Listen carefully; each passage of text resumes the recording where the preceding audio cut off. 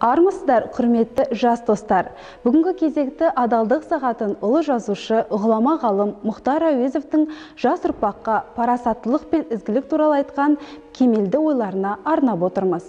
Адалдық сағатының басты мақсаты Мұхтар Әуезовтің шығармашылығы арқылы сіздерге жақсы біліммен қатар әділеттік, парасаттылық және сенім құндылықтарының маңызын түсіндіру.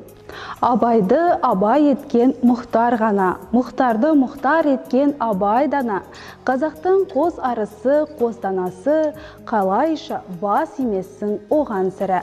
Деп Мағжан Жұмабаев жырлап кеткендей, кемеңгер Мұхтар Әуезов қазақтың әдебиеті мен мәдениетінде ойып орын алатын ірі тұлға. Қазақтың заңғар жазушысы артына мол әрі бай мұра қалдырды. Олай болса, адалдық құндылығын айрықша әспеттеген Мұхтар Әуезовтың өнегелі ойларын бірге зерделеп көрейік. Ғалым қазақ ауыз әдебиетін жинақтап, жүйелеп, қазақ әдебиеті тарихы, абайдың өмірі мен шығармашылығы, әдебиеттану мен фольклордың теориялық мәселелері туралы іргелі еңбектер жазған. Сан алуан мақалалары мен ағымдағы мәселелерге дер кезінде үн қосып отырған. Қазақ әдебиетінің ұлы классигі, әдебиет сыншысы, тамаша педагог, қоғам қайраткері Мұхтар Әуезовтың даралығы мен даналығы, заңғарлығы мен дархандығы қай салада болмасын көрініс тауып отырған.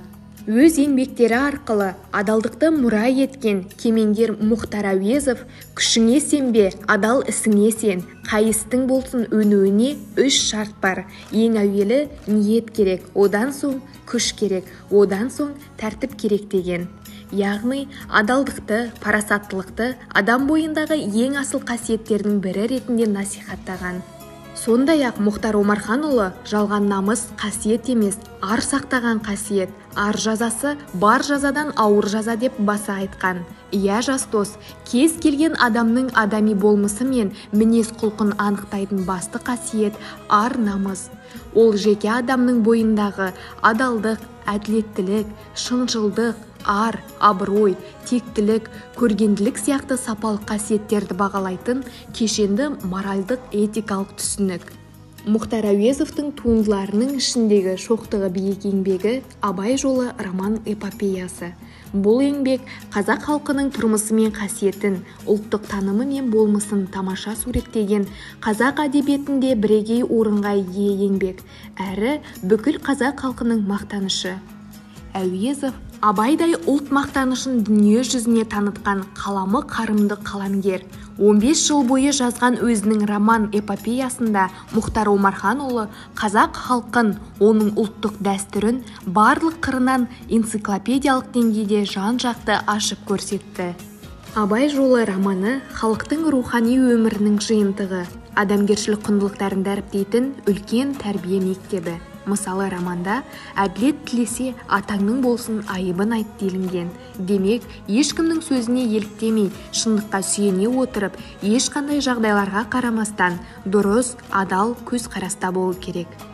Тартыспен түскен, бейнетпен келген жақсылық қана шын мәнінде қымбат табыс дейді Мұхтар Әуезов. Сондықтан адал жолмен тапқан табыстан артық абыройлы іс жоқ екендігін естен шығармау қажет.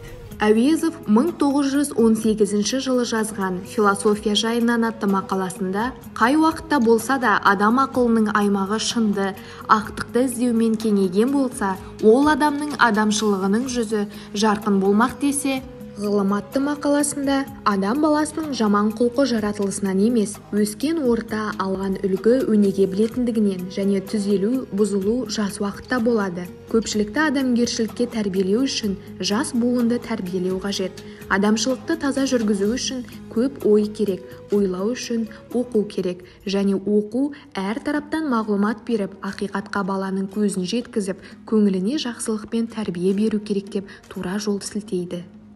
Берекені көктен тілеме, еткен еңбектен тіле. Жас дос, өміріңді мәнді де сәнді өткізуге көңіл бөл. Алдыңа арман, мақсат қойда, соған жету жолында еңбек ет. Қажымас қайрат, үлкен дарын, сарқылмас шабыт, мол парасат.